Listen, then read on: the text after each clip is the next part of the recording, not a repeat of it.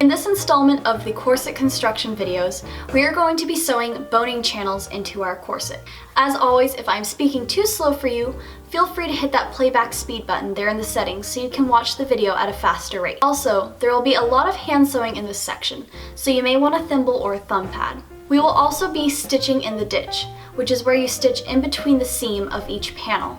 You don't need a specialty foot for this, however it does help. The reason we are basting our seams together and stitching in the ditch to connect them together is because if we don't, then we can get some weird buckling between the seams and underneath the corset against our body, and it's not very comfortable. So I really recommend taking the time to get this right. That being said, let's start sewing some boning channels. Alright guys, welcome back to the next part of our corset making series. Today we are going to sew some boning channels. Now, you're going to grab each of your pieces, and if you remember, we have the exact same piece on the front and back.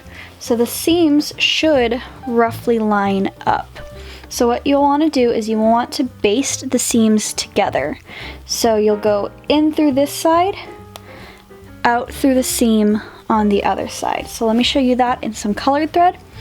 Now, when you do this yourself, you'll want to use thread that matches because it'll become very hard to pull out the basting stitches. And if I'm going to do this in white and then try and sew over it, you'll get little bits of white in between. So just do this in the same color thread as your actual corset. So here I have my needle and white thread. Like I said, you want to use the same color because it will be hard to pull out.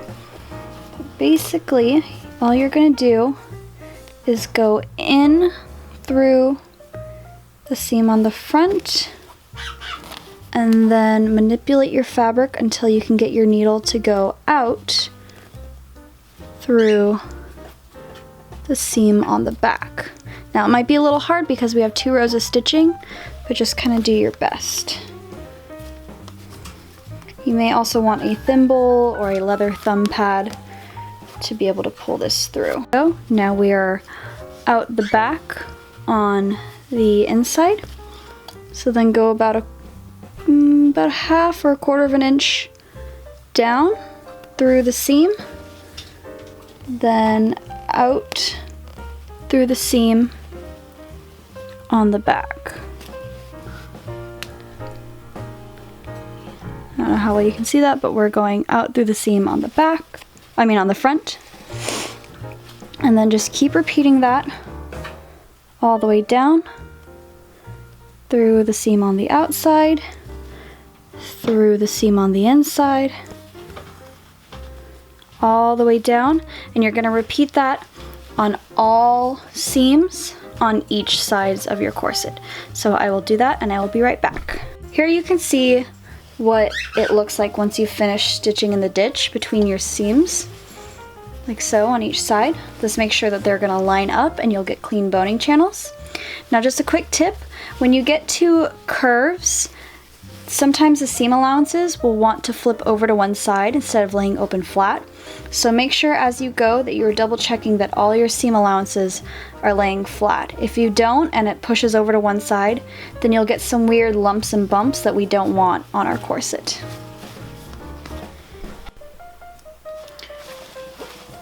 Alright, now that we have all of our seam allowances stitched, we need to go in and stitch in the ditch. So how I'm going to do that is by using this foot. As you can see here, it has this little prong that allows you to get it right in the seam and make sure you are stitching in the ditch. So let's put that on and get started. Alright, so we want to make sure our needle is centered. It is. And pull out this first bit. Like I said, you don't have to pull it out if you use the same thread, but because I'm using a different thread for visual purposes, I'm going to pull it out.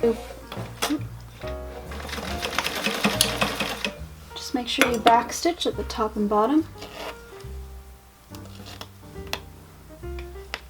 Oh, come on. And then just right in the ditch. You can use a normal foot if you like. This one I just find a little bit easier.